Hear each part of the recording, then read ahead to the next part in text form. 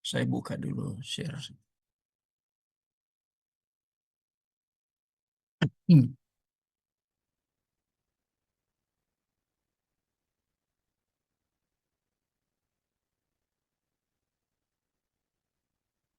Saya menyambung yang kemarin, ini dari ES ya, Erastus Unitarian ya. Jadi kita akan melihat beberapa bagian dari interpretasi ya. Ini hasil tafsiran dari Pak Eras langsung. Saya pikir saya tidak akan gunakan Rudi Layar atau Joni Kelapong langsung ke sumbernya. Ya, jadi mempelajari sumbernya langsung, menganalisis atau membedah ajaran dari sumber, yaitu Pak Eras. Ya, saya perbesar dulu. Oke, oke. Jadi saya menuliskan tentang hal-hal yang menjadi substansi atau esensial dari pandangan Erastus. Ya, kalau bapak-bapak masih sempat mengikuti YouTube-nya bagus ya. Jadi harus berkali-kali mengikuti YouTube dari Pak Eras. Itu berseri, ya, berseri tentang pandangan monotisme, monotis ya, dari Eras yang berpegang kepada monotis Yudaisme. Jadi bukan dia tidak berorientasi dia katakan Kristen, tapi berkali-kali dia katakan karena Israel itu monoteis. Makanya saya pernah katakan bahwa dia tidak melihat bahwa Yesus itu antitesis terhadap sebagian besar Yudaisme, apalagi yang ada di sinagog, pemimpin-pemimpin Yudaisme di sinagog seringkali berantitesis, ya, jadi berlawanan, berkontradiktif. Ya. Juga dalam tulisan Paulus kita lihat jelas bahwa memang sangat berkontradiksi atau sangat berantitesis dengan pemahaman yang dikemukakan oleh Pak Eras berbasis Yudaisme. Ya, walaupun Pak Eras nanti ini malam ini kita lihat dia menggunakan ayat-ayat dalam Perjanjian Baru begitu banyak ya. Kadang saya tidak cantumkan ayatnya karena pasti kalau saya bicara bapak-bapak sudah mengerti maksudnya. Ya. Nah sekarang ya, yang kelima, ini menarik ya. Dikatakan Yesus datang. Nah ini ada kata penting di sini ya, datang. Artinya kan berinkarnasi ya. Bukan dalam nama, nah ini terlewat ya, bukan dalam nama sendiri sebenarnya ya. Jadi saya kelebihan mengetiknya, bukan dalam nama sendiri. Ya, dia datang bukan dalam nama sendiri. Nah, ini yang digarisbawahi oleh Eras, ya, ES itu ya.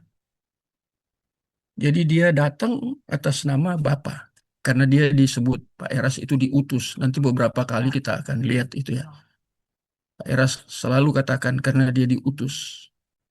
Jadi dia datang bukan atas nama diri sendiri, melainkan karena dia diutus, maka dia diutus oleh Bapa, maka dia tidak membawa nama diri sendiri. Bahkan dia berkata-kata bukan dari diri sendiri.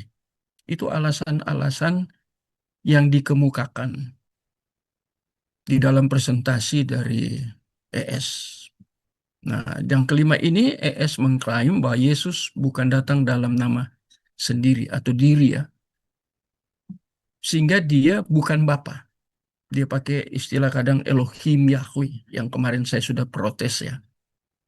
Elohim Yahweh. Padahal ini PB. Jadi ini menarik ini ya. Jadi dia datang bukan atas nama sendiri, sehingga dia bukan Bapa. Nah, menarik. Kemudian dia lanjutkan juga Yesus diutus oleh Bapa, bukan dengan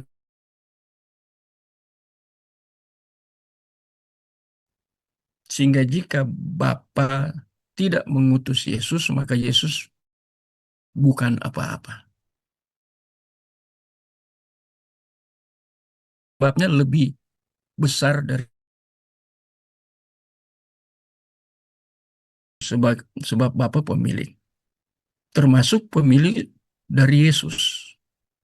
Dan dia katakan di sini termasuk domba-domba yang adalah milik Bapa, sedang Yesus adalah pengelola. Jadi ada beberapa hal di bagian pertama ini ya. Nanti kita akan lihat counternya di bawah. Saya tidak langsung counter, tetapi ini menarik. Ya, jadi ada beberapa bagian di sini tidak datang atas nama diri sendiri, dia diutus, kemudian akibatnya karena diutus, dia bukan apa-apa.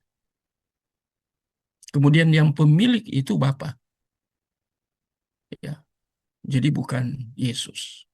Yesus hanya sebagai pengelola karena dia diutus. Jadi eras ES itu berputar di situ. Ini menarik. Nah, sekarang saya langsung perlihatkan counternya aja ya. Nah, ini teaching counter di sini. Yang pertama, perihal interpretasi tentang tadi di atas ya. Salah satu bagian yaitu basisnya di dalam Yohanes 10 ayat 10b. Aku datang. Itu tertulis dating ya. Itu otomatis. Saya kurang tahu mengapa muncul I di situ ya. Padahal diketik A. Ya, huruf A. Ketika terketik itu langsung muncul I. Otomatis ya. Mungkin ada agak error ini. Apa eh, laptopnya ya. Tapi ini ya, kata datang ini Yohanes 10 ayat 10b. Nah, ini kan tadi dikatakan tidak menyebut nama Bapa.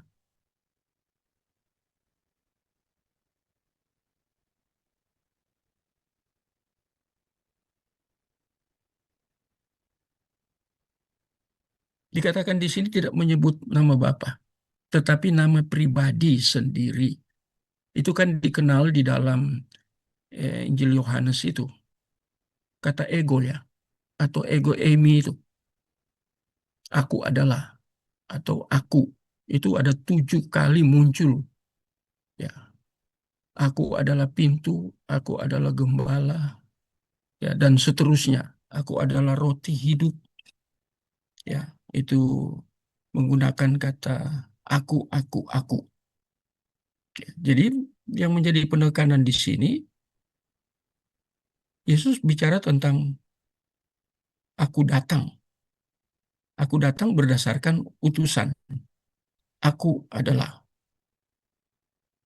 Jadi ketika dia katakan ego eimi atau ego, ini artinya Yesus sedang memperkenalkan atau menunjukkan tentang siapa dirinya. Ya. Dirinya itu pintu, dirinya itu aku datang untuk kebenaran ya, jalan dan kebenaran. Itu ego itu muncul di situ. Ya, jadi dia memperkenalkan tentang dirinya. Ketiga di dalam konteks dia berinkarnasi. Jika tertulis dalam Injil Yohanes, maka tema prioritas orientasinya ini kristologi. Karena Injil Yohanes kan kristologi. Yang diawali dengan praeksistensi Yesus sebelum dia berinkarnasi. Sebagai salah satu pribadi, ya, bukan tiga, di dalam 3 pribadi. Ya, ini dari satu hakikat ya, bukan 3 Allah. Satu hakikat dengan 3 pribadi. Ini Eras tidak terima, sama sekali tidak terima. Unitarian. Ya. Jadi ini masalah aku datang ini tidak menggunakan nama diri sendiri. Nama Bapa. Tetapi kata ego ini menunjuk kepada dia memperkenalkan dirinya. Dan kita melihat bahwa Yudaisme menolak. Ya, nanti ada ayat di bawah itu tentang Yohanes pasal 10 ayat 30 ya, menolak tentang Mesias itu ya. Itu di ayat sebelumnya itu jelas ya. Tapi kita lihat dulu orientasi pertama kita yaitu melihat mengcounter pemikiran dari Eras. Yang datang bukan Bapa, tetapi Logos, pribadi yang kedua. Dia tidak terima kalau yang datang itu Logos. Dia terima Logos, sorry. Tetapi dia tidak terima bahwa itu masuk di dalam bagian Tritunggal. Karena dia tidak percaya Tritunggal.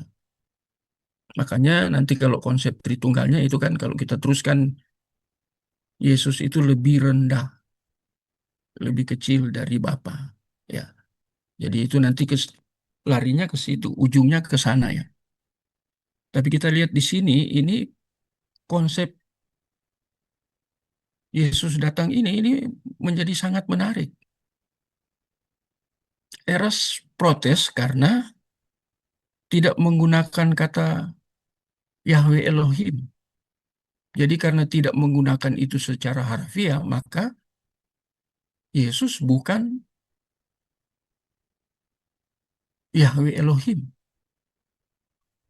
Hanya Bapa yang Yahweh Elohim. Yesus bukan Yahweh Elohim. Jadi ini tekanan pertama dari ya. Nah, sekarang saya membuat eksegesis ya. Kalimat datang dalam teks Yunani yang muncul ya, eiton.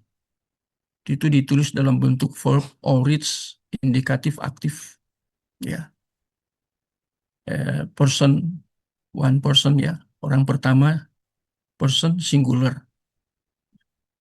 Bagian ini menunjukkan bahwa tertulis di dalam bentuk lampau karena ada aorist di situ ya, kata kerja aorist bentuk lampau yang terkait dengan pribadi Kristus ya. Mengapa terkait dengan bentuk aorist lampau ya, bukan terkait dengan pada saat dia dia datang, menekankan tentang bentuk lampau. Artinya ini membicarakan tentang Yohanes 1 ayat 1 ya. Jadi penekanannya Yohanes 1 ayat 1 pada mulanya. Jadi kembali lagi Erastus membuat sesuatu yang blunder ya. Nanti saya perlihatkan itu kata blunder itu apa ya. Agak keras itu ya. Jadi kata eton ini bentuknya lampau. Mengapa bentuk lampau? Padahal dia katakan dia datang. Berarti sebelum dia datang dia sudah ada dalam bentuk lampau. Aorist, indikatif aktif. Lampau itu di mana? Dalam kekekalan. Eternity. Jadi sebelum dia ada, sebelum dia datang, dia berada di dalam kekekalan. Nah, itu yang dijelaskan oleh Rasul Yohanes sebagai yang awal. Logos itu memiliki disebut awal. Kemarin kan sudah dijelaskan. Tuntas ya. Disebut awal. Awal di dalam apa? Kekekalan. Itu juga terkait dengan 1 Yohanes itu kesaksian ya. Yang ada di sorga itu ada 3 di situ ya. Bapa, Anak, Roh Kudus. Itu terkait. Pak Eras penafsirannya ini dia tidak bisa mengintegrasi antara bagian-bagian firman Tuhan yang terkait dengan Tritunggal. Dia tidak bisa interpretasi. Karena dalam pemikirannya dia sudah begitu paten dengan Unitarian sehingga begitu kuat mencengkram pikirannya, mencengkram nalarnya, akibatnya kepada interpretasi yang seperti itu. Jadi kata datang ini tidak seperti yang diinterpretasi oleh Eras. Pribadi yang kedua datang. Dia tidak mau. Ya. Karena bagi dia itu kalau dalam bentuk kata Yunani dalam Yohanes 1 kan toteon. Toteon ya. Toteon itu menunjuk kepada Bapa. Logos itu berbeda dengan Bapa. Ya. Logos malah bukan setara dengan Bapa. Dia lebih rendah. Ya. Jadi ini tafsiran-tafsiran yang mengerikan ya. Nah ini kata datang itu dari kata dasar ya, kata Yunani erchomai. Ya, ini mengindikasikan bahwa Yesus sebelum ia datang, ia sudah ada. Artinya, sebelum datang berinkarnasi, ia sudah ada. Dan dalam keberadaan bersama-sama dengan Bapa. Ini Allah ya, dalam pengertian Bapa. Nah, sekarang kita lihat dua bagian firman Tuhan yang terkait. Tadi saya sudah katakan Yohanes 1 ayat 1, praeksistensi. Kemudian Yohanes 14, 1 ayat 14, itu inkarnasi. Nah, waktu dia berinkarnasi ini bandingkan dengan 1 Korintus 15 ayat 45 sampai 47 tentang Adam. Ya, saya kaitkan dengan itu. Ya, karena Yesus datang sebagai manusia. Ya, incarnate. Memberikan deskriptif yang lugas bahwa Yesus disebut oleh Paulus sebagai Adam akhir atau Adam kedua. Ada kata yang belum saya teruskan itu ya, yang berasal dari sorga. Ya. Ini konteksnya ini kebangkitan tubuh orang percaya. Ini Adam gagal total. Roma 5 ayat 12 ya, dan seterusnya. Jadi sebelum menjadi manusia, Yesus bersama-sama dengan Allah.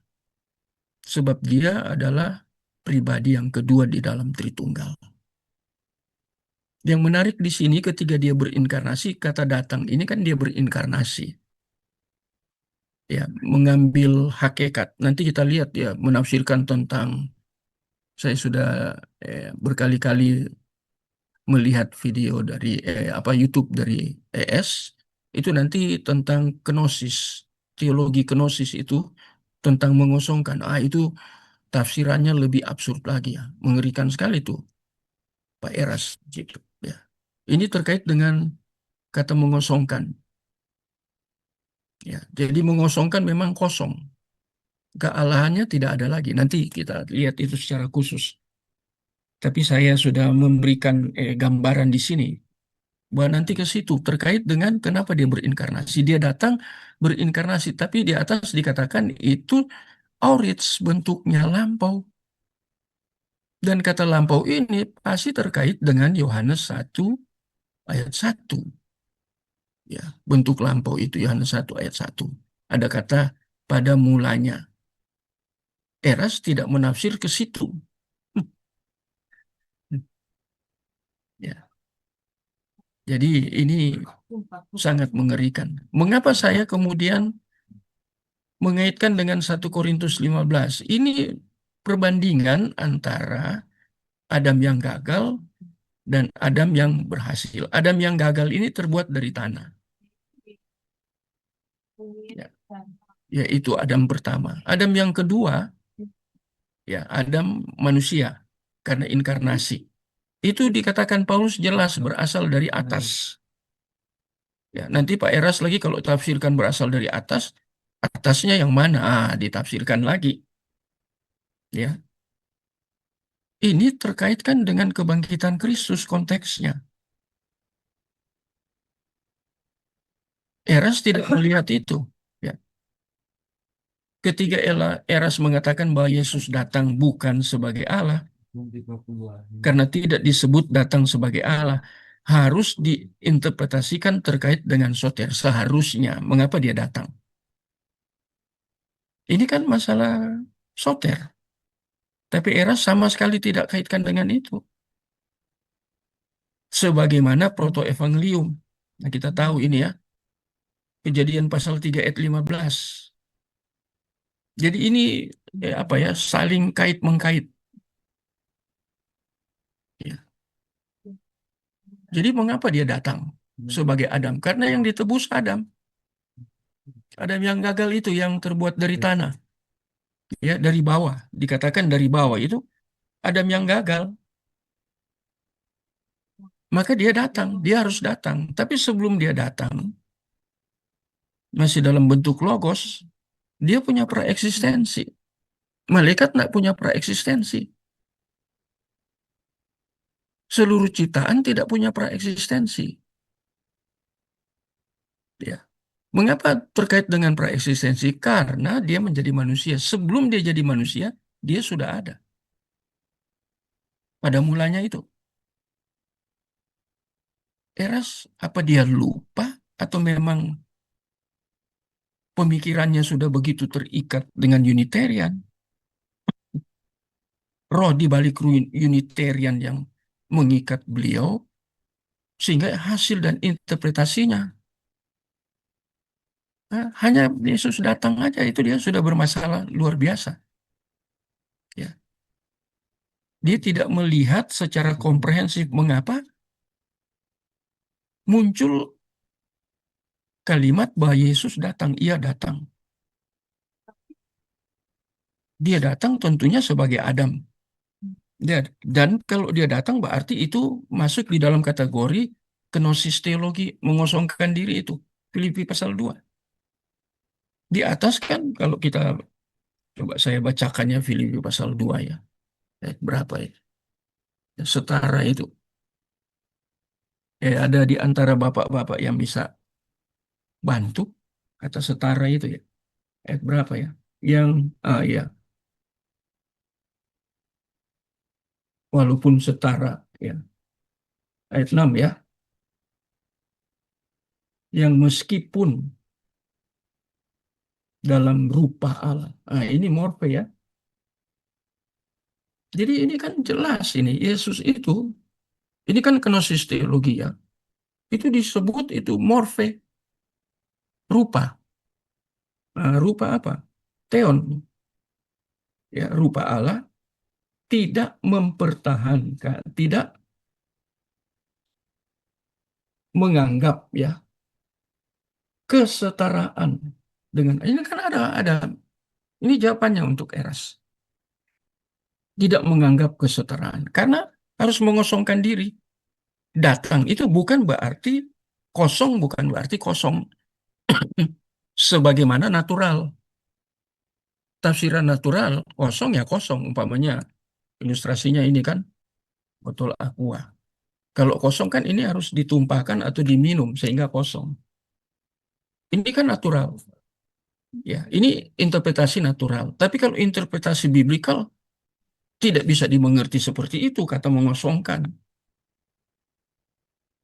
Ya, mengapa Eras katakan tidak setara? Ya, ini mengerikan,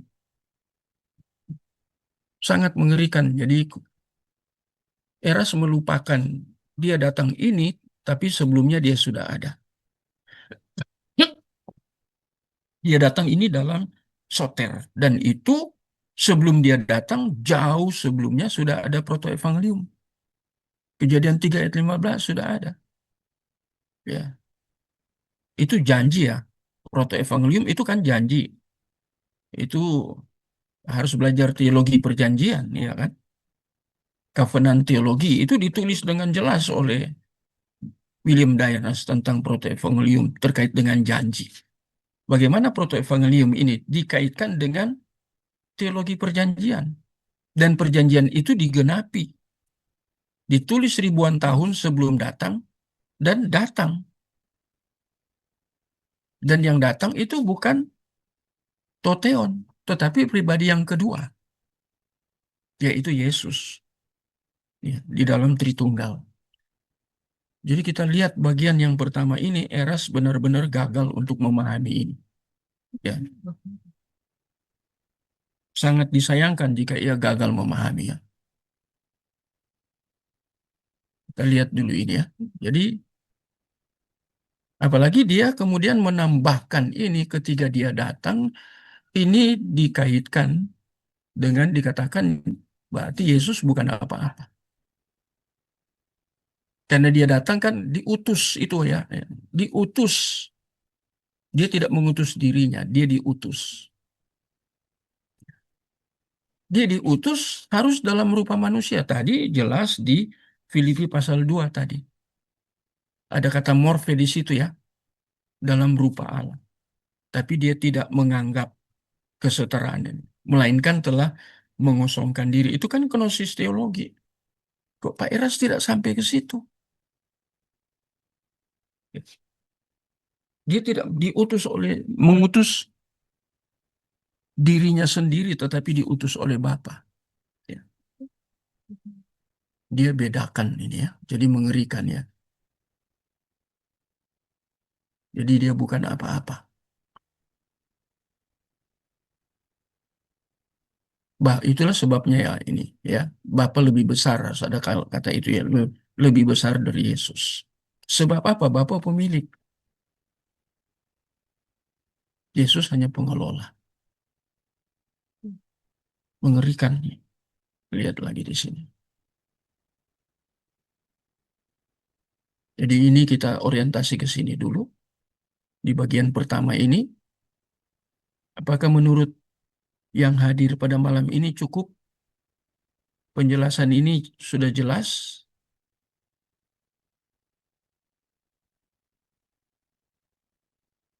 Bagaimana Pak Iwan? Cukup jelas, Pak. Yang lain Pak Christian?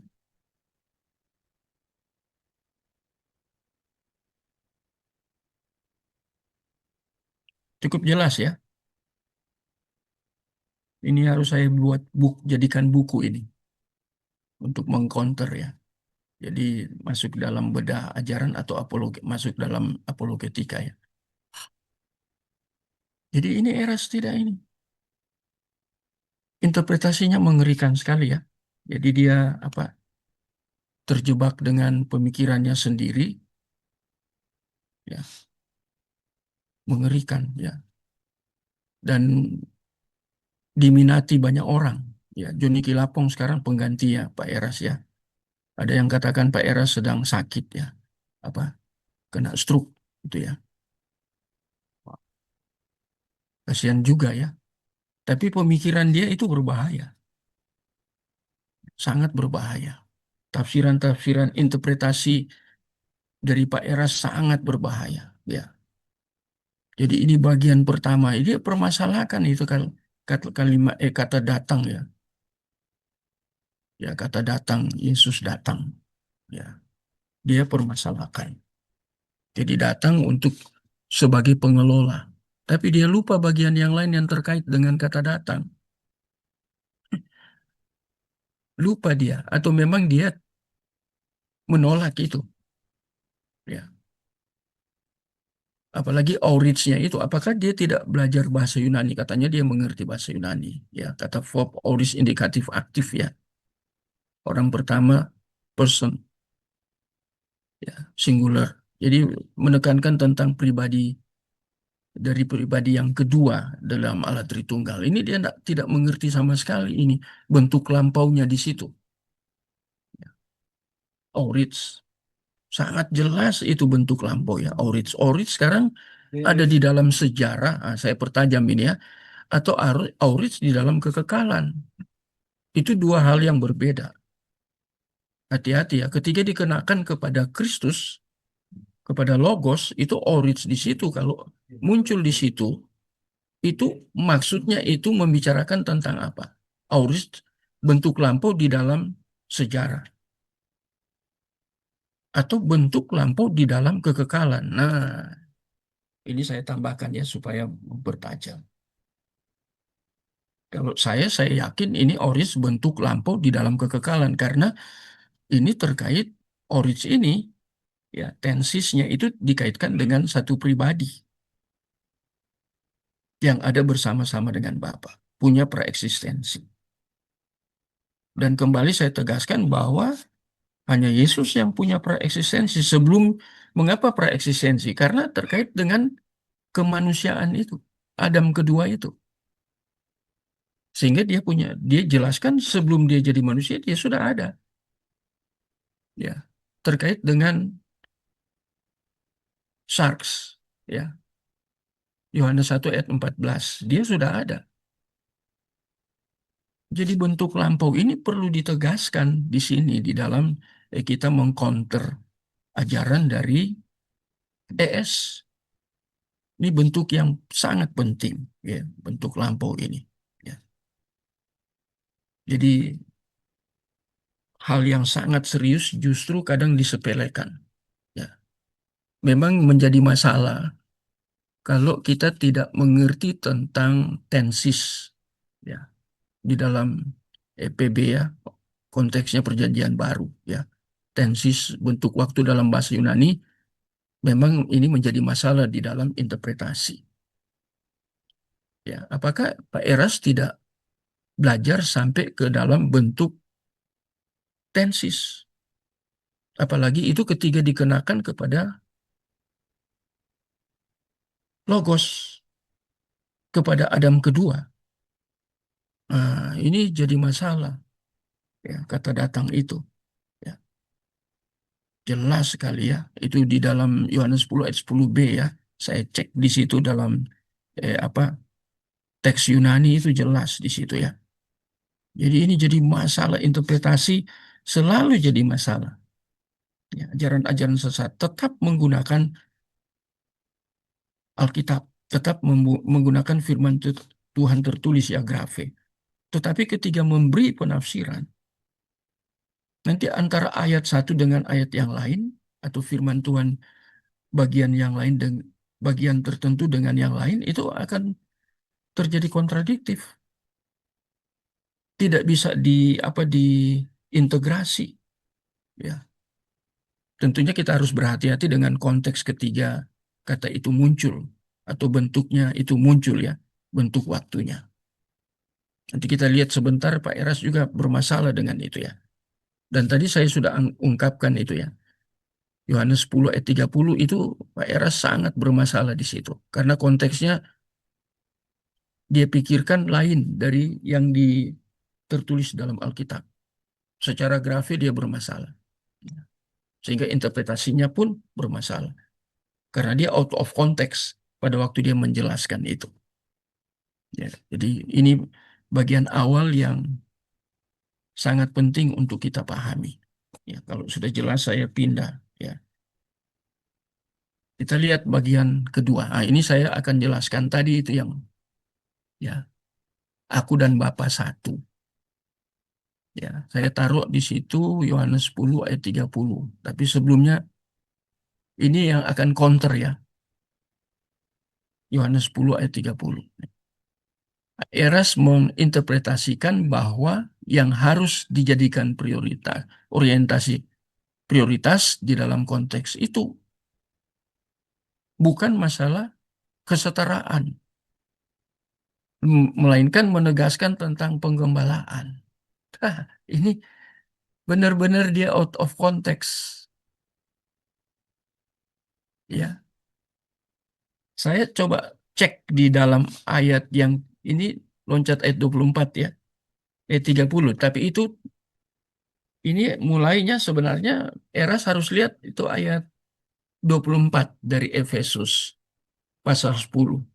Ya, kita lihat Efesus pasal 10.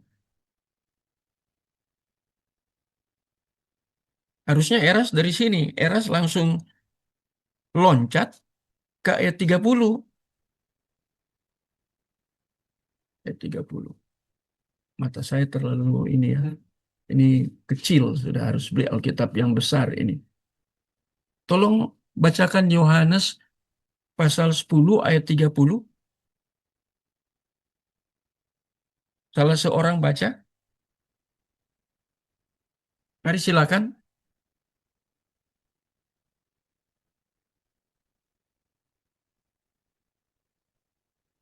Silakan salah seorang. Yohanes 10 ayat Yohanes 30. 10 ayat 30. Yohanes 10 ayat 30. Aku dan Bapa adalah satu. Singkat, ya. Sangat singkat. Nah, ini yang Eras permasalahkan. Dia katakan Bagian ini bagian dari penggembalaan. Untuk melihat bahwa eras keliru itu, lihat di ayat 24. Tolong bacakan ayat 24.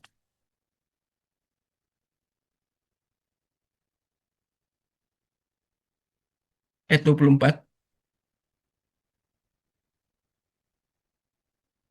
silakan. Yohanes 10 ayat Yohanes 24. 10 ayat 24.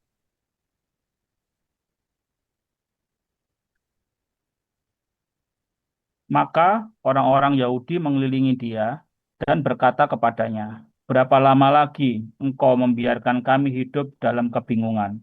Jikalau engkau Mesias, katakanlah terus terang kepada kami." Nah ini kan konteksnya bukan penggembalaan.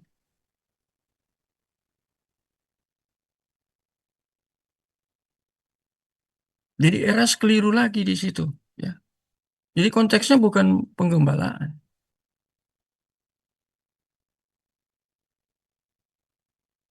Nah, Pak Eras katakan ini penggembalaan konteks. Sehingga ia harus taat untuk melaksanakan tugasnya sebagai gembala. Jadi dia tidak mau interpretasi tentang hal yang penting. Itu kata satu itu dia tidak mau. Dia loncat kepada konteks. Nanti kalau bapak-bapak mau belajar terus atau ada ibu di sini atau saudari di sini mau pelajari, pelajari itu tentang YouTube Eras tentang keesaan. Ya. Nah, dia jelas katakan ini konteks penggembalaan. Ya. Padahal konteksnya ini dituntut oleh orang-orang Yudaisme, khususnya pemuka-pemuka Yudaisme di dalam sinagog. Ya. Minta supaya Yesus to the point membicarakan siapa dia. Apakah dia Mesias? Itu kan tuntutannya, bukan penggembalaan. Dia absurd memahami konteks. Ya. Sebab konteks di dalam bagian ini menekankan perihal tuntutan pemuka Yudaisme tentang kemesiasan. Itu ayat 24 tadi ya. Di sini ES benar-benar blunder. Ya, itu blunder itu artinya apa? Kesalahan serius atau memalukan disebabkan oleh kebodohan. Mengerikan sekali ya kata blunder itu. Ya, kecerobohan atau kelalaian. Itu kata blunder itu dalam kamus bahasa Indonesia. Saya senang cari-cari istilah-istilah ini. Ya, jadi Eras benar-benar ya sangat serius tapi serius dalam konteks kesalahan. Hmm, Mengapa? Nah ini karena ini dikatakan di sini blunder itu kebodohan di dalam interpretasi konteksnya. Ini ceroboh atau kelalaian. Interpretasi kebenaran dijadikan relatif oleh Eras. Kristologinya bermasalah, Tritunggalnya bermasalah, ya. Proper teologinya bermasalah, ya. Ini seluruhnya itu terkait dengan Allah di dalam Alkitab. Propernya bermasalah. Ketiga di dalam proper menekankan tentang Tritunggal bermasalah. Dan karena di dalam Tritunggal ada pribadi yang kedua, ya, yang berinkarnasi yang tadi saya jelaskan itu juga bermasalah. Orientasi dia kan ini kepada masalah-masalah ini. Mengerikan sekali ya. Interpretasi bahwa yang harus dijadikan orientasi prioritas bukan kesetaraan. Itu satu kan setara. Ya. Dia out of context di sini, dia katakan itu menegaskan penggembalaan. Ini apa-apa nih? Dan dia teruskan bahwa Yesus diutus sebagai gembala. Diutus itu kata diutuskan itu dipermasalahkan oleh dia. Yang utus apa? Bapa. Sehingga akibatnya apa? Yesus sendiri katakan, Aku berkata bukan dari diriku sendiri, melainkan melainkan apa yang kukatakan berasal dari Bapa. Nah, ini yang dia tidak pahami ini. Karena dia diutus. Jadi dia tidak setara dengan Bapa. Bapa yang utus dia. Ini serius, sangat serius. Ya. Pribadi yang kedua kan yang berinkarnasi. Pribadi yang kedua kan yang menjadi manusia. Adam akhir atau Adam kedua dalam teologi Paulus. Pribadi kedua kan yang mengosongkan diri. Filipi 2 ayat yang ke-6 tadi ya. Tapi dia katakan bukan, dia tidak setara dengan Bapa. Ini karena satu ini kan membicarakan menekankan tentang kesetaraan. Eras bilang tidak. Itu tidak menekankan tentang kesetaraan.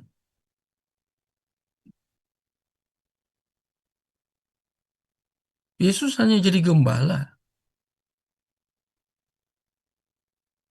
Yang dia gembalakan kan spesifiknya kan pilihan. Ya. Ini terkait dengan predestinate, predestinasi. Itu yang dia gembalakan kan? Ya, yang dipilih bukan semua orang, semua manusia, tapi yang dipilih. Ya. Dan dalam konteks penggembalaan dia harus taat kepada yang mengutus. Karena dia dalam posisi sebagai yang diutus manusia. Nanti kita lihat sebentar tentang Roh Kudus lagi ya. Sama, dia permasalahkan lagi tentang Roh Kudus. Ini sangat aneh. Ya. Jadi lihat di sini ya, dia konteksnya sudah keliru, dia tidak mengerti terkait dengan diutus itu. Sehingga yang diutus tidak boleh berbicara atas nama diri sendiri. Nanti kemudian itu dikenakan kepada Roh Kudus juga hal yang sama. Nanti kita lihat Yesus katakan di dalam Yohanes 16 ya tentang apa Roh Kudus tidak berkata-kata dari diri sendiri, bukan tidak dapat ya, tidak berkata-kata dari diri sendiri. Karena dalam posisinya apa? Mewakili. Kalau kita belajar tentang berdiri sebagai wakil itu ya, apa itu istilahnya? Saya sempat mengajar itu juga ya di sinode, salah satu sinode di mana dulu saya ada ya, tentang the representative of God. Sebagai utusan dia kan tidak boleh berbicara atas nama diri sendiri. Dia harus berbicara atas nama yang mengutus dia. Itu pengertian secara umum. Ada satu buku yang saya baca itu yang menjelaskan tentang eh, the the representative. Ada satu buku yang menulis itu. Ada hamba Tuhan dari Amerika. Saya mendalami itu juga ketika saya bertugas untuk mengajar di antara para hamba Tuhan. Nanti kemudian kita lihat lagi Yesus itu dikatakan sebagai hamba. Hamba di dalam konteks ya, doulos dalam konteks karena dia diutus. Jadi seorang hamba harus taat kepada kurios, kepada Tuhan. Hubungan doulos dan kurios ini kan harus taat. Dan itu dilakukan. Tetapi konsepnya ini bukan konsep natural. Ini konsep biblikal, konsep teologis. Beda pengertiannya dengan konsep natural. Seperti duta besar, ini analogi ya, di Indonesia, di luar negeri. Dia harus berbicara atas nama yang dia wakili sebagai seorang duta. Messenger, messenger, seorang utusan. Dia harus berbicara atas nama diutus, tidak boleh atas nama diri sendiri. Dan itu aturan itu ditaati oleh Yesus. Ya. Nah, coba kita baca lagi ya bagian terkait dengan ini ya. Nanti bisa tambahkan ya Yohanes pasal 4. Itu tentang makananku. Ya, Yohanes 4 ayat berapa itu? 3 atau ayat 24. Ya, Yohanes 4. Makananku ialah itu ya. Ada yang tahu ayat berapa? Yohanes 4. Ketika ditanya oleh murid gitu ya. Ini perbincangan dengan perempuan Samaria konteksnya. Kok belum makan? Nah, Yesus menjawab, makananku tidak kamu kenal. Ayat berapa itu? Kecil sih. Sehingga saya tidak bisa baca. Ayat 34, Pak. Oh, ayat 34. Mari silakan baca. Yohanes 4 ayat 34, kata Yesus kepada mereka, makananku ialah melakukan kehendak Dia yang mengutus aku dan menyelesaikan pekerjaannya. Nah, ini jadi masalah di Eras. Ya. Dia permasalahkan. Jadi kata aku dan Bapa satu ini di dalam konteks sebagai utusan. Bukan dalam konteks kesetaraan. Ini interpretasinya, tafsirannya ini. Ya. Dan dia juga menggunakan ayat ini. Ya, saya tidak mencantumkan ayat itu. Ya, dia menggunakan ini.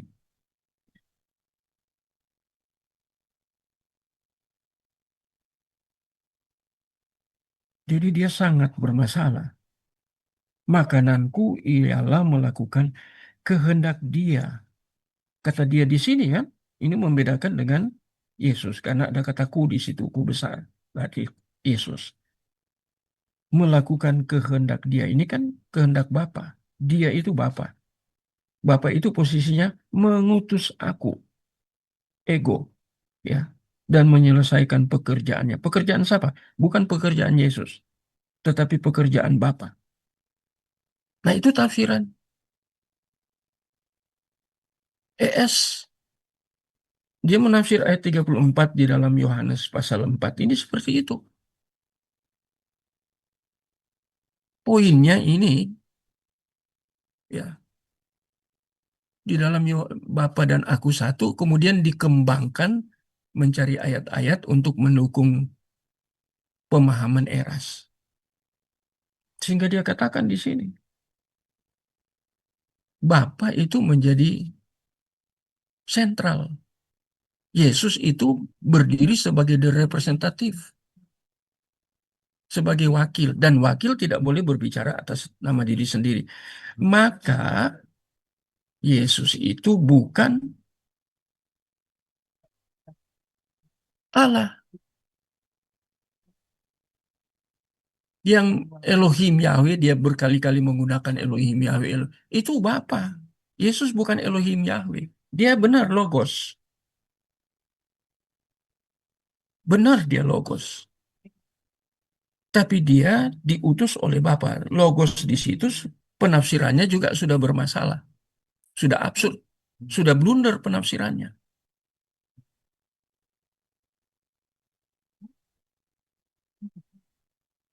Jadi kita melihat di sini ya sangat mengerikan apa yang dikatakan oleh Pak Eras ini ya. Dia menggunakan ayat-ayat ini, tetapi ketika dia menginterpretasi sesuai dengan hal yang dia mengerti. Dan dia katakan bahwa itu adalah konsep dari orang-orang Yahudi, Yudaisme. Makanya terkait dengan ini, dia keluar konteks.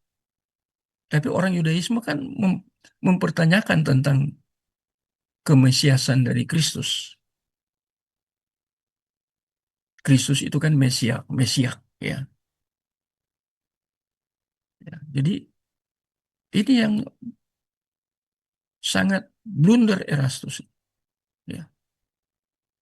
Menggunakan bagian-bagian ini ayat tetapi tidak di dalam konteksnya, menggunakan ayat tetapi tidak sebagaimana seharusnya dia mengerti bagian itu. Jadi dia lari jauh ya. Jadi dia out of context. Saya gunakan kata lari itu maksudnya out of context. Jadi lihat ya, penekanan ini bagian yang kedua. Ya kata satu itu bukan berarti satu-satunya. Berarti itu satu-satu, kalau kata satu, satu-satunya itu terkait dengan hakikat. Tapi di dalam konteks itu, aku dan Bapa satu, itu bukan konteks kesetaraan, itu konteks penggembalaan. Aduh, aduh. Nggak habis dipikir, Pak Eras.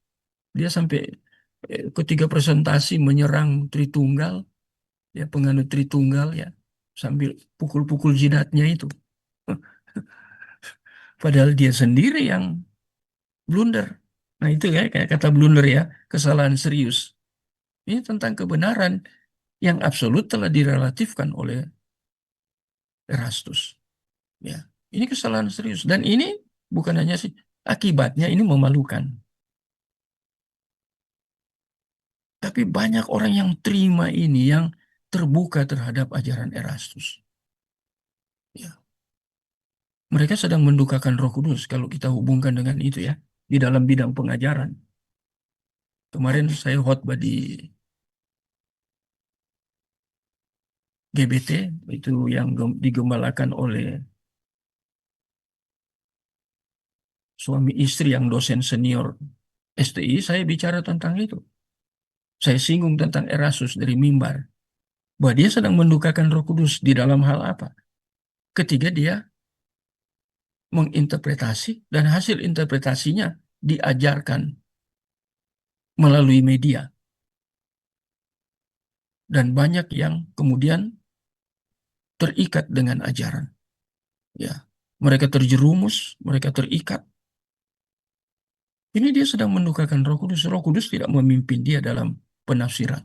Tidak terjadi potiso. Ini mungkin kalimat yang mungkin saya harus katakan berkali-kali ya. Tidak terjadi potiso. Tidak terjadi iluminasi. Pencerahan pikiran untuk memahami kebenaran sebagaimana seharusnya dipahami. Ya, bayangkan dia tidak setuju dengan aku dan Bapa satu itu sebagai konsep kesetaraan. Mengerikan. Dan dia tambah dengan Yohanes 10 ayat 34 tadi. Wah, dia menjelaskan memang benar-benar keliru. Ya. Berkali-kali dia katakan bahwa kelompok Tritunggal sering menyerang dia dan katakan dia sesat. Ya memang sesat, jelas.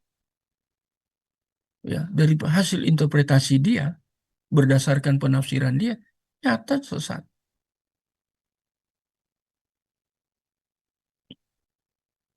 Bagaimana aku dan Bapa satu ini dikaitkan dengan Yesus berdiri sebagai the representative of God. Khususnya God di sini menunjuk kepada pribadi yang pertama dalam Tritunggal, yaitu Bapa. Karena dia diutus, maka dia harus taat kepada Bapa. Karena berdiri sebagai the representative. Ya. Tapi ketika tiba di sini aku dan Bapa satu, dia tidak mau terima sama sekali. Ya, dia out of context.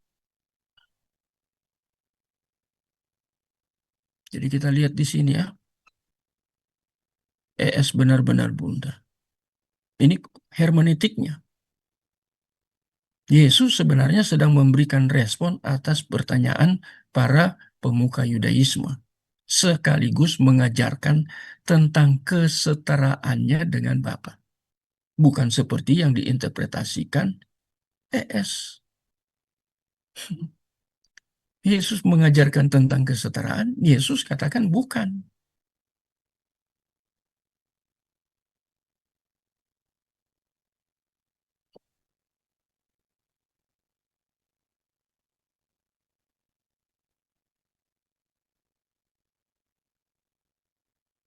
Ya, Karena ini beda buku, saya tanya ya, apakah sudah jelas ini?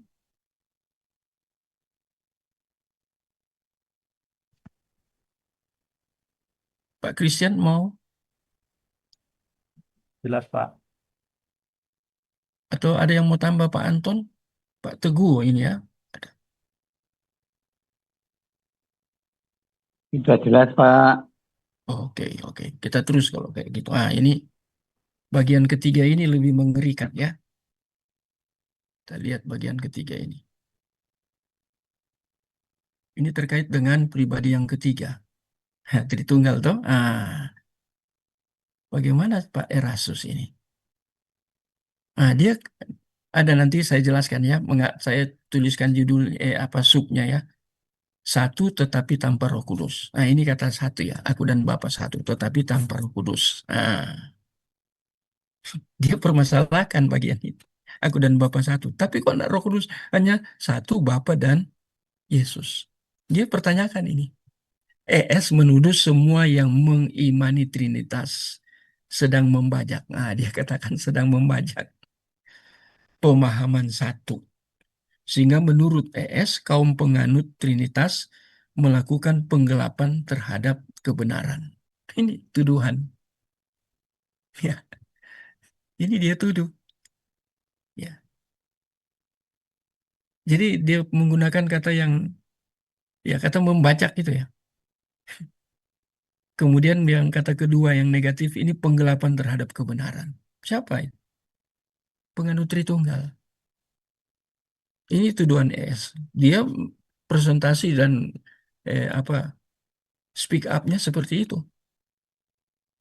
membajak ya tentang Tritunggal. Ini ya. Nanti keempat saya ke atas lagi ya. Ada yang bagian keempat. Nah, sekarang kita lihat ini, pelajari ini. Ada pertanyaan urgent yang patut dikemukakan kepada ES, yakni apakah di dalam bagian firman Tuhan, khususnya dalam konteks PB ya, selalu muncul langsung tiga pribadi ya, di dalam konteks Tritunggal seperti yang diinginkan Eras ya. Ini kenyataannya tidak tidak selalu muncul tiga pribadi. Ada yang muncul. Tapi mengapa banyak yang dua pribadi bukan tiga?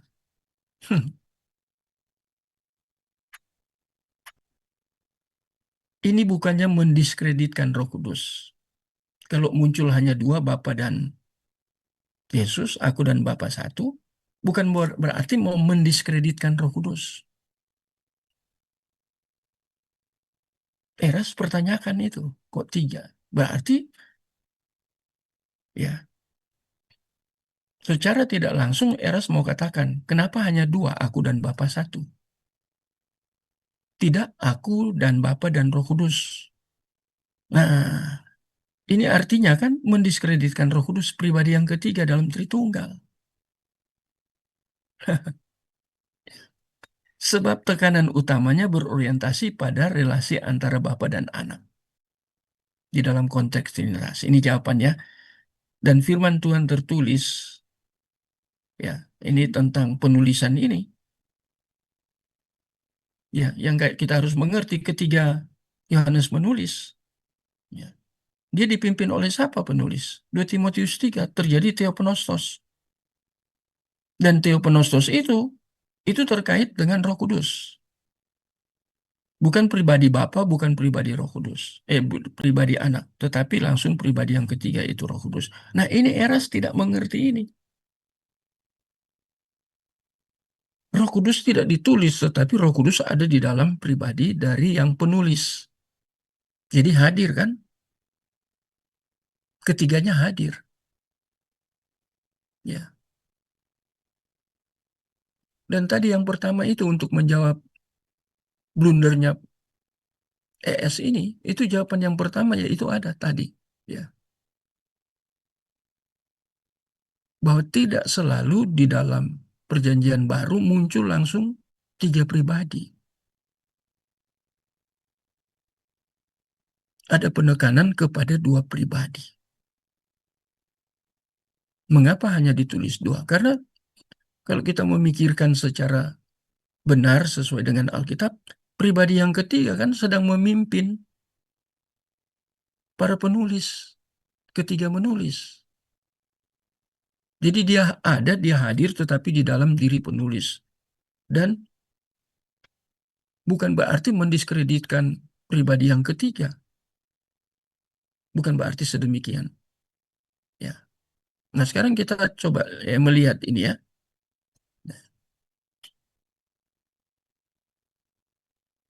Nah, ini relasi antara Bapa dan Yesus dan Bapa. Jadi bukan seperti interpretasi ES. Sebab hal itu diajarkan firman Tuhan. Nah, sekarang kita perhatikan Yohanes, ini bukan 6 ya, 16 ayat 13. Mari baca Yohanes 16 ayat 13. Tolong baca. Ini tentang Roh Kudus. Silakan. Yohanes Yohanes 16 Ayat ayat 13. Yohanes 16 ayat 13. Tetapi apabila ia datang, yaitu roh kebenaran, ia akan memimpin kamu ke dalam seluruh kebenaran. Sebab ia tidak akan berkata-kata dari dirinya sendiri, tetapi segala sesuatu didengarnya, itulah yang akan dikatakannya, dan ia akan memberitakan kepadamu hal-hal yang akan datang. Itu Roh Kudus di situ dikatakan roh kebenaran. Kebenaran yang muncul di situ dalam teks Yunani bukan dikaiosune, tapi kebenaran yang muncul di situ aletheia.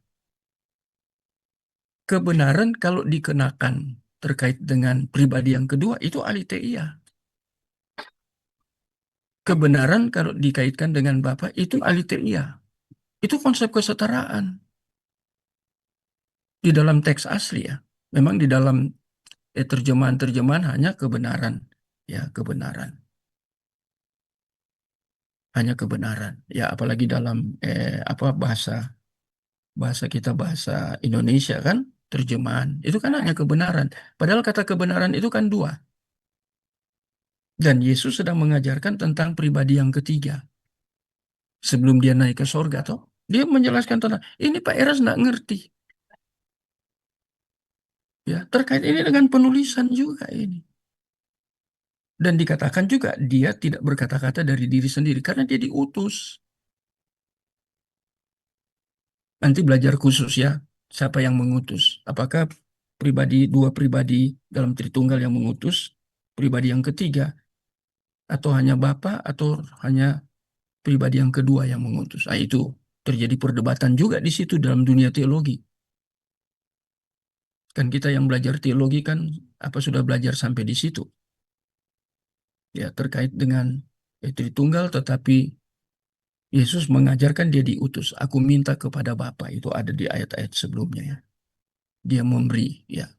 Apakah engkau mengasihi aku? Aku minta kepada Bapa supaya dia memberi Roh Kudus. Ya. Dan pekerjaan Roh Kudus ini jelas. Dia tidak berkata-kata dari diri sendiri. Sama seperti pribadi yang kedua, ketiga dalam posisi diutus. Dia tidak berkata-kata dari diri sendiri, dari Bapa yang mengutus dia. Kalau pribadi yang ketiga, dia diutus terkait dengan untuk banyak kaitannya, tetapi untuk kebenaran di sini ya, kebenaran. Kebenaran apa? Kebenaran yang tertulis, yang telah disingkapkan. Apokaluptos, apokalupto, ya. Kebenaran 2 Timotius 3 ayat 16 itu yang ditulis oleh para penulis Alkitab. Ya, itu lebih jelas di dalam 1 Petrus berapa itu ya. Coba kita lihat lagi. 1 Petrus, ini kita kaitkan firman Tuhan ini ya. Supaya pemahaman kita makin teguh ya tentang penulisan itu. 2 Petrus 1 ya.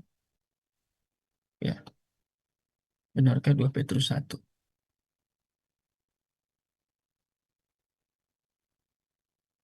2 Petrus 1 ayat berapa itu? 22 19-20. Tolong baca 2 Petrus 1 ayat 19 ayat 20. Silakan. 2 No? Petrus 1 ayat Ya. 19 sampai 20. Ya. Dengan demikian, kami makin diteguhkan oleh firman yang telah disampaikan oleh para nabi.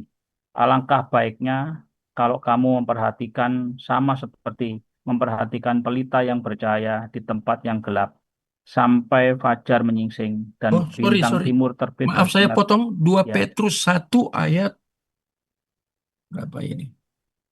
Ayat berapa ini? Tolong lihat itu. Mata saya ini kurang. Ayat 20-21 ya. Coba lihat. Di bagian terakhir dari 2 Petrus ada 2 ayat itu. Pasal 1. ya, Yang terutama. yang ayat 20. 20 ya. 20-21. Tolong baca. Yang terutama harus kamu ketahui ialah bahwa nubuat-nubuat di dalam kitab suci tidak boleh ditafsirkan menurut kehendak sendiri. Sebab tidak pernah nubuat dihasilkan oleh kehendak manusia, tetapi oleh dorongan Roh Kudus orang-orang berbicara atas nama Allah. Itu bagian B ya. Kata nubuat. Karena dalam konteks perjanjian baru kan. Belum ada waktu itu. Jadi konteks PL. Ya. Dan dikatakan oleh Petrus sendiri. Itu nubuat itu digunakan kata ini dorongan Roh Kudus ya. Tidak berbicara atas nama diri sendiri. Ya. Jadi ketika mereka menulis, ini kan terkait dengan Yohanes tadi. Yohanes 16 ayat 13 itu kaitannya.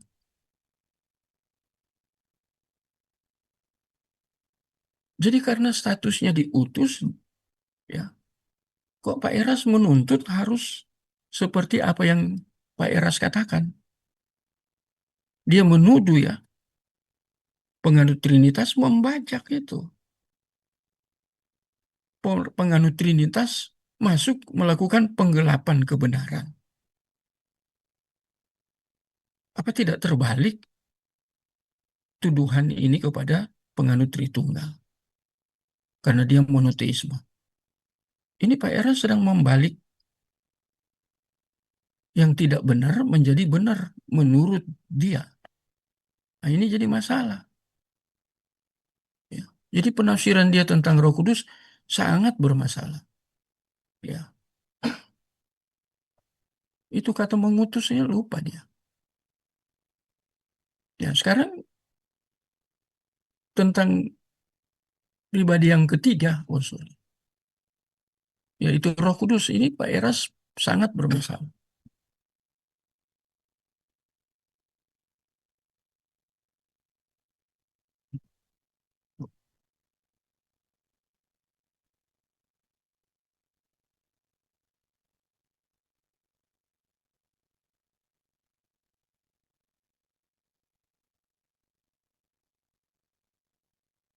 Jadi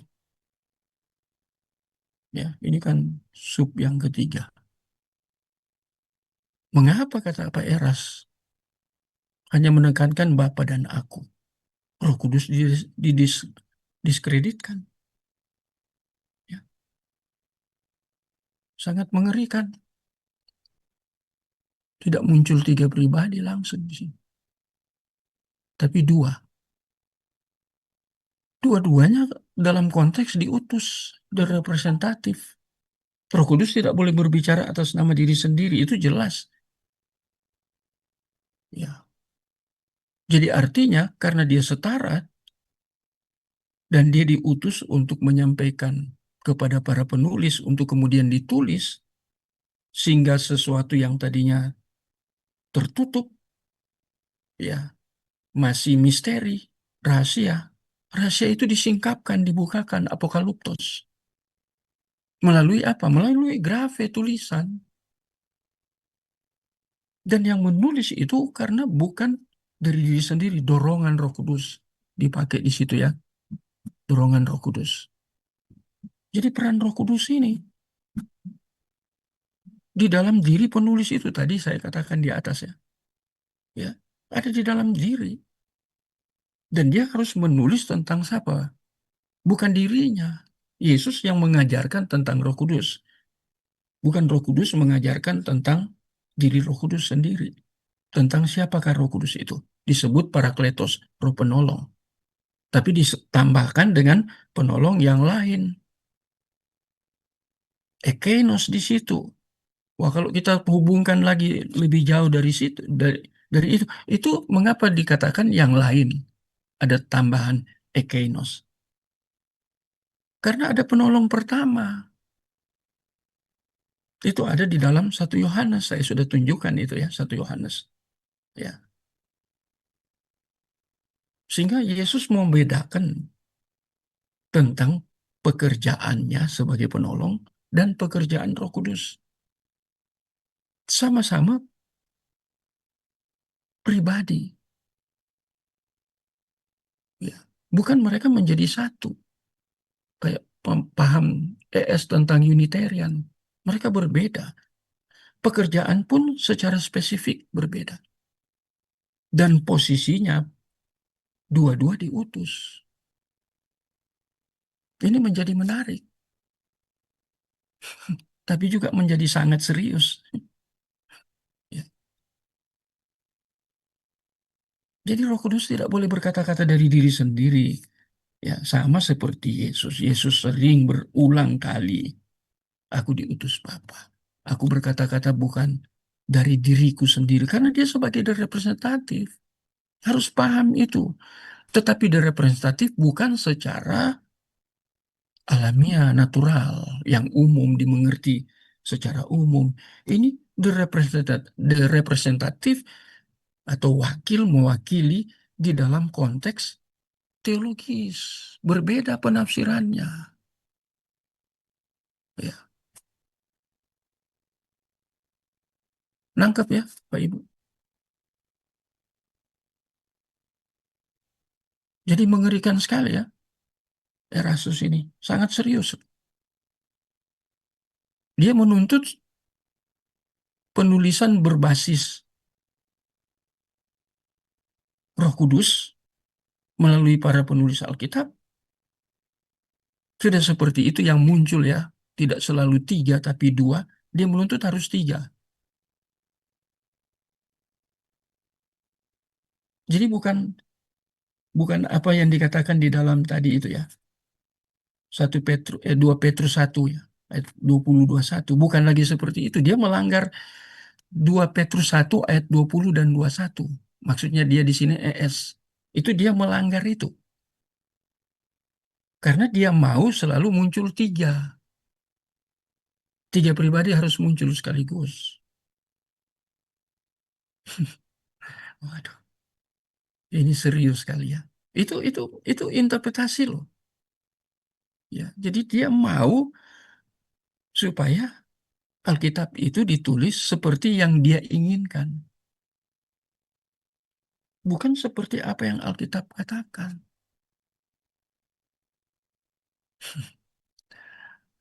Karena yang saya mau tekankan ini posisi diutus, baik itu pribadi yang kedua dan pribadi yang ketiga.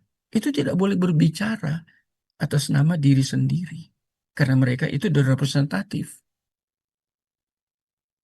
Utusan itu kan seperti itu. Itu sudah apa ya, nomos. Sudah aturan atau sudah hukumnya dari sana. Dan itu kan terlihat di seluruh PB. Itu terlihat. Jelas terlihat.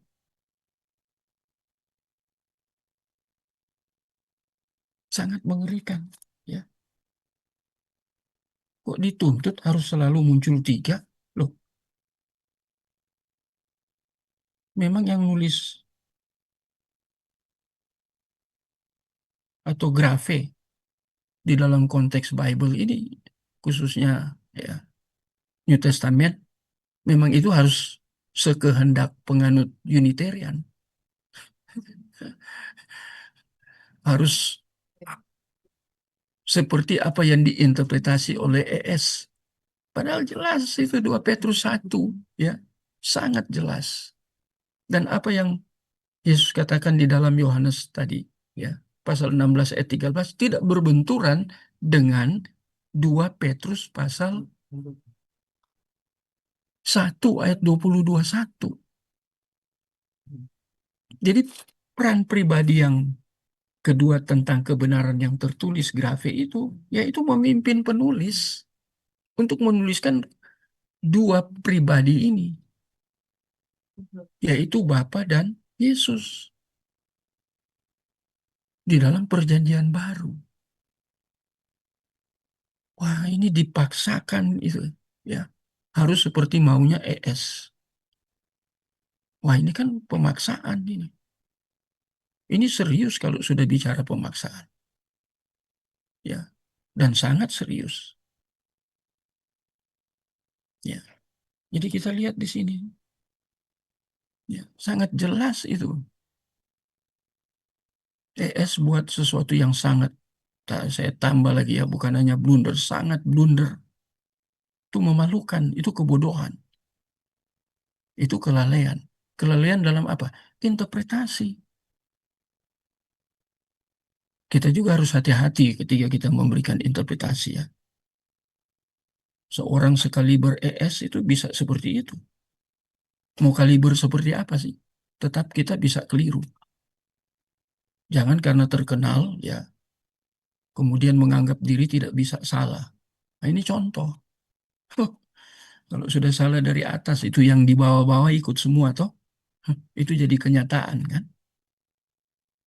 Yang menonjol kan RD, ERT, ya, eh, Rudi, ya, yang LT itu, layar teologi. Sekarang yang gaungnya keras itu, ya itu, PDT Joni Kilapong itu. Oh, itu semangatnya, semangat, tapi kalau salah, dia sudah menjadi wakilnya Erastus, representatifnya Erastus, ya, khusus tentang pengajaran Tritunggal.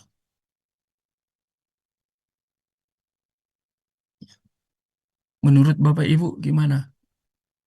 Ada yang tanggapi ini, bagian ini? Nanti kita lihat bagian yang keempat.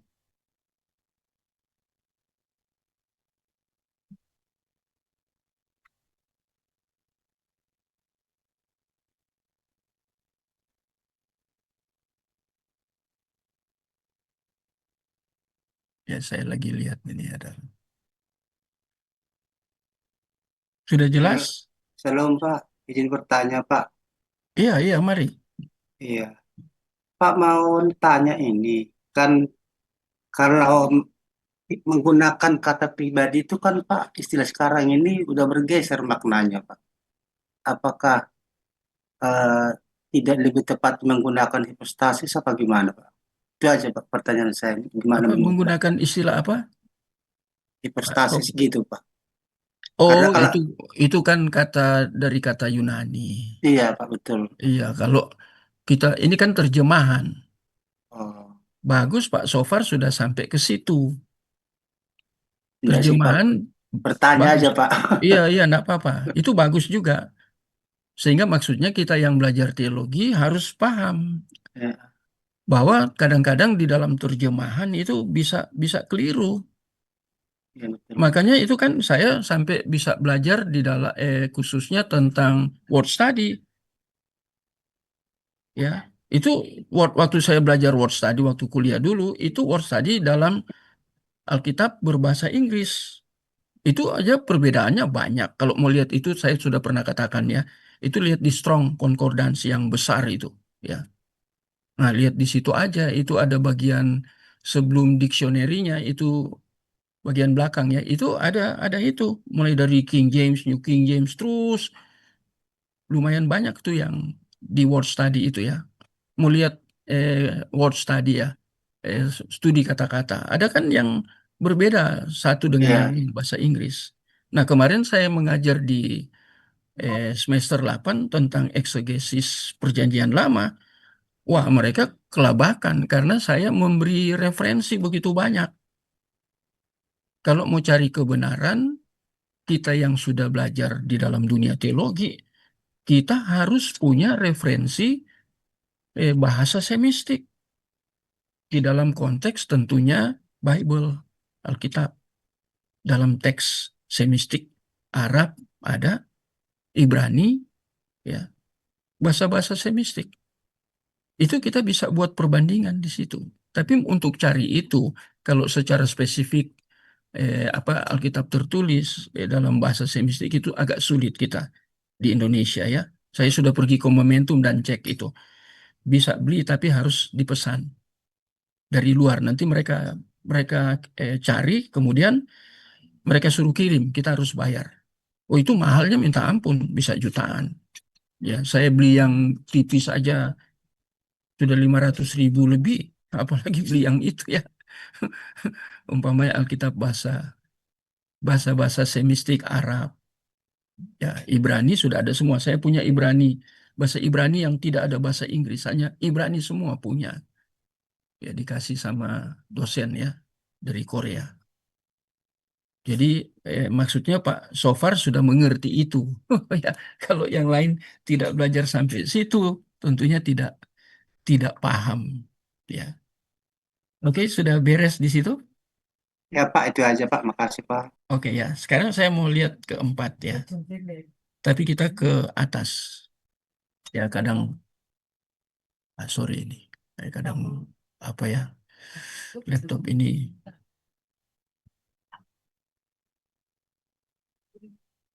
Ah ini, ini bagian ke-8 ini ya. Eras berbicara tentang Yesus diberi tugas oleh Bapa. Aku mengerjakan pekerjaan. Kata mengerjakan kan itu dari kata Yunani ergon. Nah itu dia katakan benar itu ergon. Kerja ya.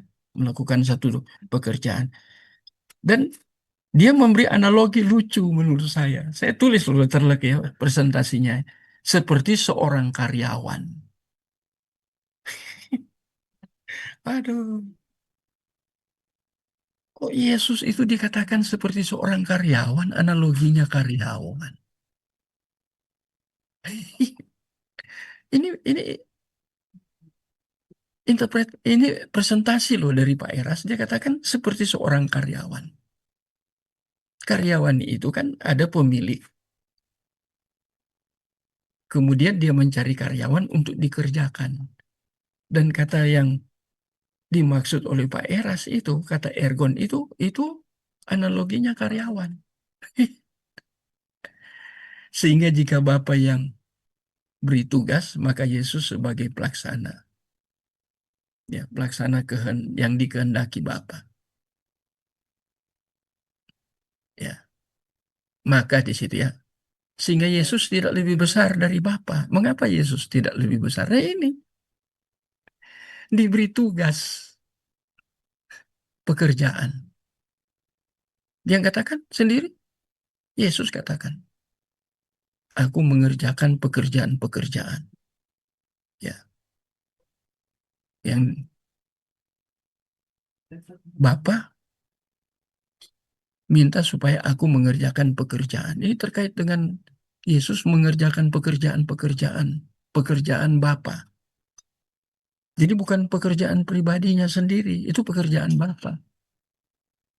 Sehingga dikatakan karena Yesus bukan Yahweh Elohim, dia pemilik, maka karena dia mengerjakan pekerjaan Bapa, berarti dia karyawan.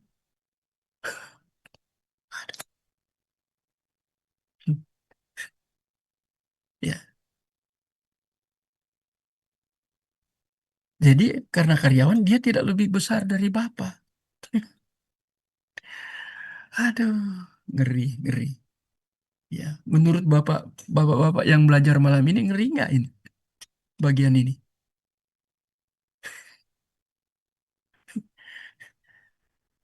Sehingga Yesus tidak lebih besar dari Bapa, padahal setara kan? Aku dan Bapa satu, tapi sudah salah interpretasi dari situ, akibatnya ke sini. Nanti kan semua terkait hasil interpretasi Erasus tentang relasi di dalam tiga pribadi ini kan akhirnya terkait satu dengan yang lain. Karena startingnya sudah tidak akui bahwa Yesus itu setara dengan Bapa. Seperti yang tertulis melalui para penulis yang dikendalikan oleh pribadi yang ketiga. Nah ini saya sambung semua ya. Mengerikan tidak? Ini mengapa tidak lebih besar dari Bapa? Karena Yesus katanya yang mengatakan tentang ergon ini. Aku bukan mengerjakan pekerjaan dari diriku sendiri, tapi pekerjaan dari Dia yang mengutus aku. Siapa yang mengutus Yesus? Nah, itu Bapa. Sehingga Yesus lebih kecil dari Bapa. Dia karyawan. Ini serius ini. Itu masuk dalam kategori itu, Pak Anton. Benar. Kalau kita mau keras ya. Dan kita harus keras. Ini kebenaran tidak bisa kita kompromi. Bayangkan dia bilang Yesus karyawan. Ya saya karena beda buku saya pelan-pelan. Kalau apologet kan lain. Saya pelajari apologet yang dibuat oleh yang Pak Anton terakhir baru kirim ya. Pak siapa? Pak Gracia Pelo ya. Oh itu luar biasa Pak Gracia. Saya dari sisi lain kan karena beda harus sangat berhati-hati perlahan. Supaya itu bukan pendapat saya tapi memang pendapat ES tokoh utama Unitarian di Indonesia. Ya, bayangkan dia lihat dari kata tugas yaitu mengerjakan pekerjaan dia yang mengutus aku. Pekerjaan itu ergon sehingga itu karyawan. Wah, begitu saya dengar itu, waduh, ngeri. Ya. Nah, sekarang dia sambung lagi. Demikian juga Yesus datang bukan kehendak sendiri, tetapi Bapa yang mengutus. Itu selalu. Yang ditekankan ini utusan. Utusan.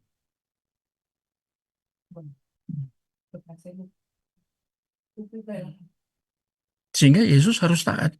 Harus tambah ya. Yesus menebus dosa karena diutus. Kalau Yesus tidak diutus, dia tidak menebus. Dan karena dia utusan, maka dia lebih rendah dari Bapa.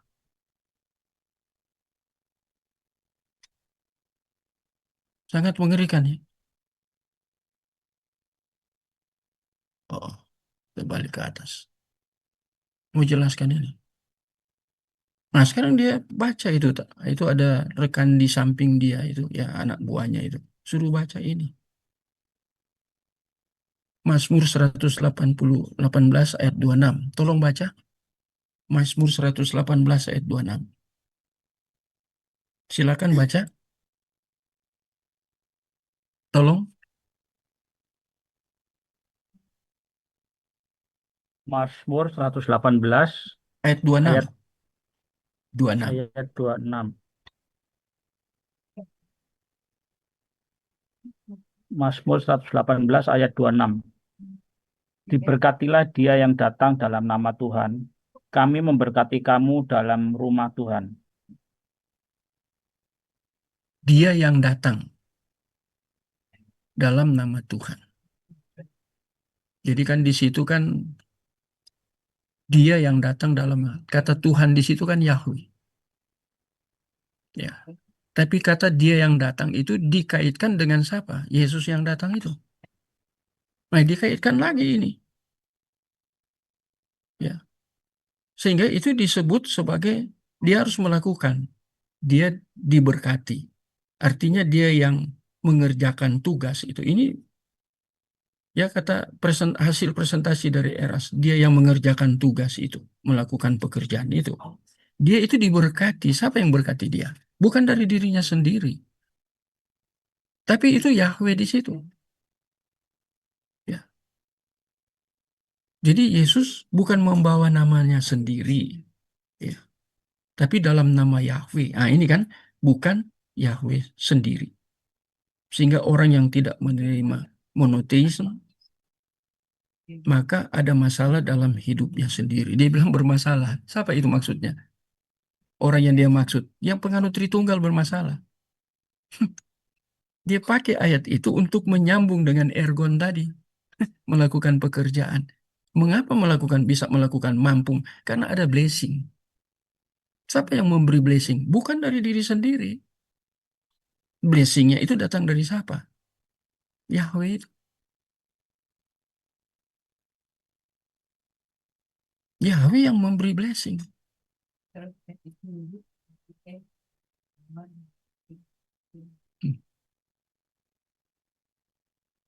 Yesus ketika di dalam waktu diutus, kita pakai aja untuk counter ini ya. Yohanes 10 ayat 10b itu. Ada kata ego di situ ya, artinya dia sentral, dia pusat. Ya, secara teologis itu ya harus dipahami. Bukan pusat uang secara materi ya, tapi secara teologis. Ya, aku datang untuk memberi hidup. Ah, dia datang untuk memberi hidup. Ini kita counter ini. Dia menggunakan aku. Nah, pribadinya itu datang untuk memberi hidup. Siapa sih yang bisa memberi hidup? Kalau kita mau counter ini, dia melakukan itu. Dia datang mengerjakan untuk di dalam konteks give, memberi hidup. Hidup di situ kan bios. Bukan, bukan bios. Dia yang memberi hidup. Kalau dia yang memberi hidup, berarti dia apa? Sentral. Nanti kemudian ini Pak Eras ini akan benturkan dengan Yahweh yang juga memberi hidup. Jadi ada dua, padahal ini mereka bisa memberi hidup karena mereka sentral dua-dua. Bapa bisa memberi hidup, Yesus berhidup. Karena dua-duanya sentral. Nanti dibenturkan itu. Dijadikan kontradiktif. Padahal ini harus waktu kita interpretasi harus apa? Disatukan, integrasi. Ya, kembali saya harus katakan jujur, saya belajar integrasi ya. Dari almarhum Yosep Tong langsung ketika dia datang di Surabaya, datang mengajar, saya sebagai pendengar, saya izin ke Pak Stefri Lumintang. Pak, saya mau datang belajar karena Pak Tongnya. Oh, silakan, silakan, Pak Moses. Padahal Pak Stefri bilang, Bapak kan sudah dosen, tapi mau belajar. Ya, namanya belajar, Pak, bukan soal dosennya. Bukan saya sudah juga dosen dan sudah senior umur. Tapi orang yang datang kan saya tahu kualitasnya. Makanya saya mau belajar dari beliau. Saya belajar tentang integrasi. Juga saya belajar langsung dari Yakub Susabda ketika saya ambil pascasarjana di I3. Tentang apa itu integrasi? Saya belajar dari mereka. Ya. Jadi saya mau belajar bukan faktor saya dosen senior. Masalah usia, masalah posisi sebagai pengajar, bukan itu. Namanya mau belajar ya belajar aja. Apalagi kita tahu yang kita kita ikuti pembelajarannya dia pribadi yang berkualitas, pengajar yang berkualitas, tidak ada salahnya.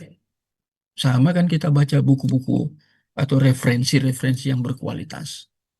Ya, sama. Itu tidak mengenal tua dan muda kalau belajar. Saya belajar dari mereka. Erasus nggak ngerti ini. Justru dibenturkan, selalu dibenturkan.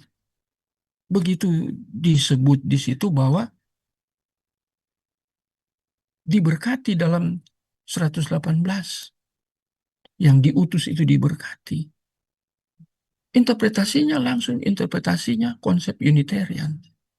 Berarti yang memberkati Bapa. Dia yang datang atas nama Bapa ini, dia harus diberkati. Siapa yang berkati? Bapa, bukan dia dari dirinya sendiri. Ini Eras lupa lagi statusnya. Ya, status kerendahan di dalam Kristologi. Ya.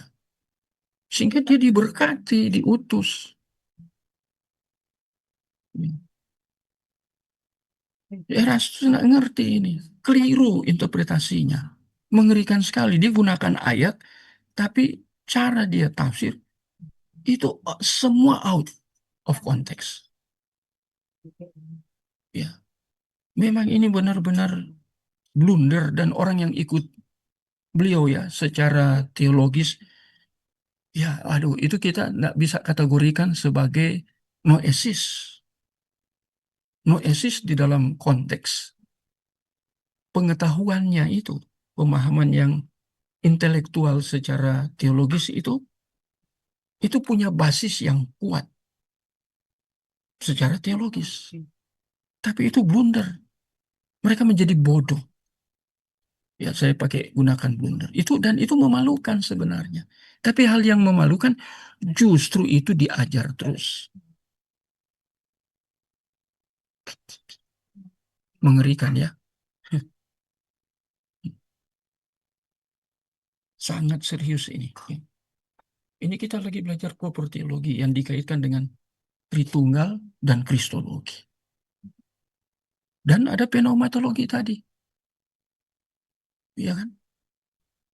Jadi kita lihat di sini ya, tentang ergon aja dia interpretasinya benar-benar tidak biblikal, tidak teologis. Sangat mengerikan.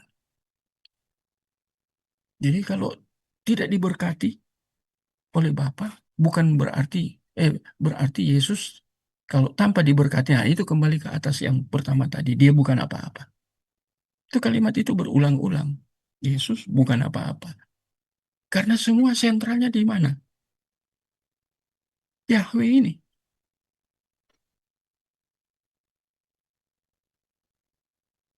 Yahweh Elohim. Sentralnya di sana. Padahal posisi Yesus itu kan status kerendahan di dalam Kristologi.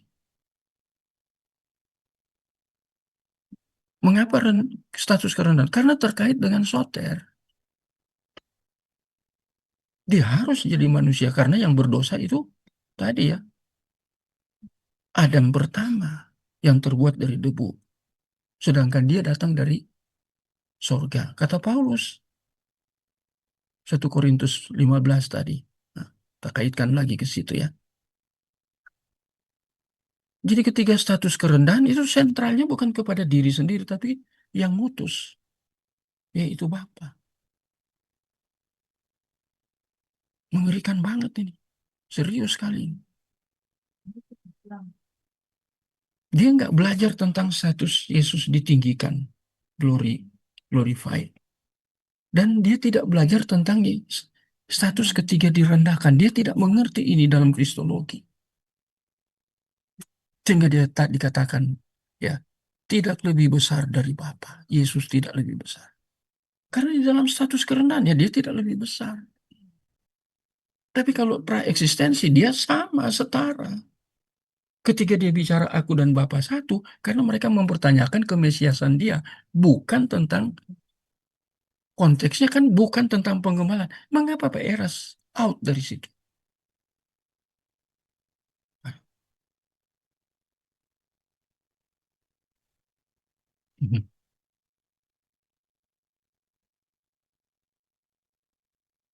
Kayak Pak Teguh, ada Sofar di sini, Pak Iwan, Pak Anton. Ya, sebarkan tentang kekeliruan dari Unitarian. Saya harus katakan bahwa apa yang dikatakan Pak Graziapello itu benar. Kita sebarkan kemana-mana. Karena yang ditebarkan ini racun dari Pak Eras. Secara teologis ini racun. Bukan racun dalam pengertian sianida gitu. Atau baikon, bukan ya. Tapi secara teologis ini racun. Ini ajaran. Pengaruhnya cepat.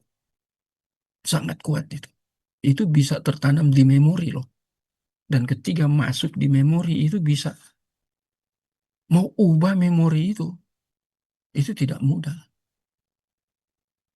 Mengerikan sekali ya. Memorinya orang yang tadinya sudah Tritunggal dirusak oleh ES ini. Dia sendiri katakan dia berubah. Dia berubah jadi rusak. Bukan progres kebenaran itu, di dalam kebenaran dia makin progres dalam kebenaran. Tapi dia makin terdegradasi. Dan rusaknya rusak parah. Langsung terkait. Mengapa rusak parah? Karena terkait dengan proper teologi. Tentang kealahan di dalam Alkitab. Jadi dia mengalami terjun bebas seperti itu ya. Dan orang-orang yang ikut ke dia, ya pasti seperti dia. Memorinya cara berpikirnya dihancurkan dulu ya. Diindoktrinasi dengan ajaran yang tidak benar. Dihancurkan dulu. Itu Tritunggal keliru itu cara berpikir. Yesus itu tidak lebih besar dari Bapa di bagian terakhir ini ya. Ya. Mengerikan sekali, serius banget. Padahal dia dalam status kerendahan. Apa Pak Eras tidak belajar itu? Siapa sekarang yang mengendalikan cara berpikirnya Eras? Dirinya sendiri? Ya. otonomos, ya kehendaknya sendiri, dia buat hukum untuk dirinya sendiri di dalam interpretasi, atau dia hetero dipengaruhi oleh orang lain yang Unitarian. Dia hanya modifikasi-modifikasi aja untuk kemudian menyerang Tritunggal, ajaran Tritunggal, doktrin Tritunggal. Kalau Theonomos sih, saya gunakan istilah yang digunakan oleh Sproul ya. Kalau Theonomos nggak mungkin, karena itu kan Theo di situ ya, hukum Allah, aturan-aturan Allah, ya, aturan-aturan yang sebenarnya ini bukan sekunder, ini primer. Yang primer itu ditabrak sama Eras, dirusak sama dia. Bayangkan ini. Ya, dia bisa presentasi tidak lebih besar dari Bapa. Yesus tidak lebih. Kenapa? Ini dia tugas Ergon melakukan pekerjaan Bapa, bukan pekerjaan dari diri sendiri. Ya. Jadi orang yang tidak terima monoteisme dikategorikan oleh dia sebagai orang-orang yang apa? Bermasalah. Ya siapa yang dia maksud kalau bukan penganut Tritunggal, doktrin Tritunggal, yang biblikal, yang teologis? Apa enggak terbalik? Monoteisme, kita tidak menolak monoteisme. Kita kan monoteisme secara hakikat. Tapi secara pribadi kan tiga. Kita monoteisme.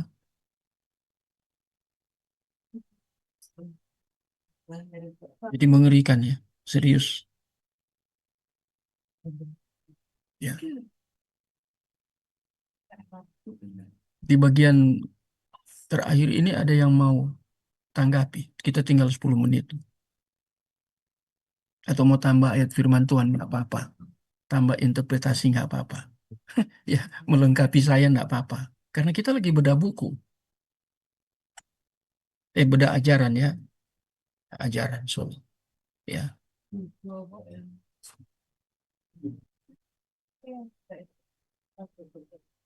Ada yang mau tanggapi?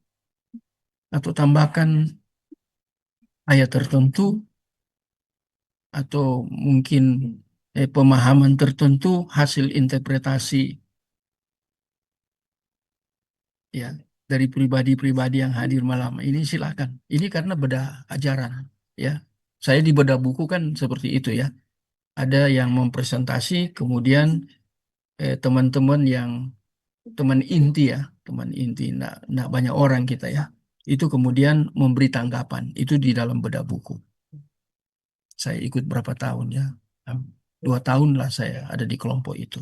Nah sekarang kita beda ajaran, khususnya Unitarian. Ya, mari silakan ada yang mau tambahkan. Waktu bertambah terus. Mari silakan.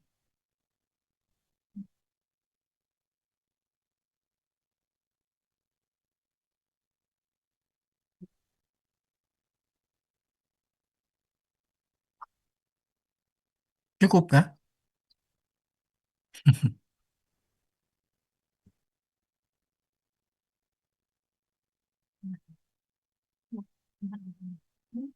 Siapa yang mau tambahkan? Pak Sofar sudah belajar sampai bahasa Yunani.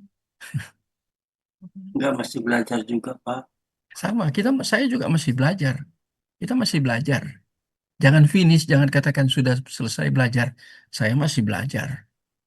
Masih tetap beli referensi. Sekarang secara fisik, ya. Saya baru ke Momentum dan jadi anggota lagi. Karena dulu berhenti ya. Karena mereka juga berhenti. Waktu itu ada sedikit trouble di MRC itu ya. Jadi mereka bilang, Pak Moses, kami trouble di MRC sendiri, jadi kita berhenti. Dan ada program baru, saya baru bulan lalu ke sana. Dan mereka mulai kirim lagi buku fisik, saya tinggal bayar, potongan 60%. Kalau bahasa Inggris bisa dalam waktu tertentu 40%. Ya, mahal ya dari Inggris memang dari luar ya, dari Amerika atau dari Eropa kirim. Kadang saya beli buku itu kalau ada berkat lebih, saya beli pelajari. Ada yang mau tambahkan? Silakan. Atau sudah jelas semua?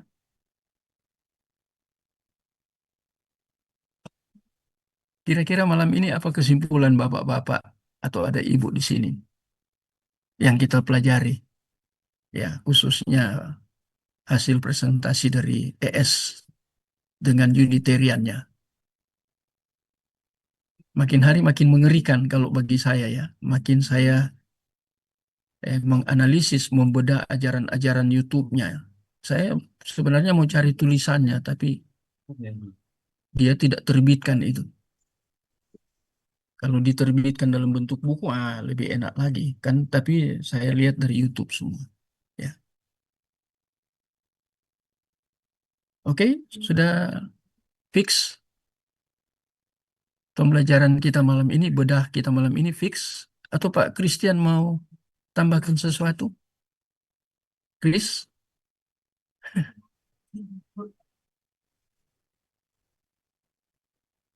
silakan.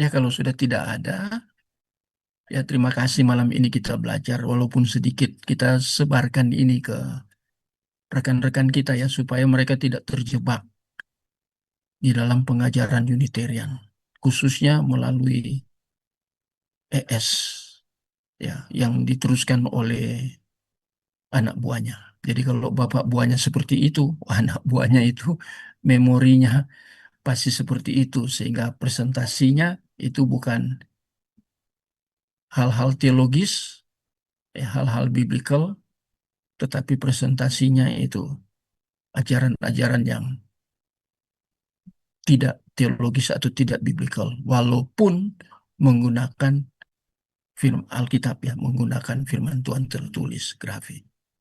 Oke, kalau sudah tidak ada lagi, kita akan tutup dalam doa dan saya mohon dengan hormat Pak Sofar. Tadi Pak Sofar kok terlihat. Ada Pak Saya, Sofar? iya Pak. Oke, silakan tutup Pak.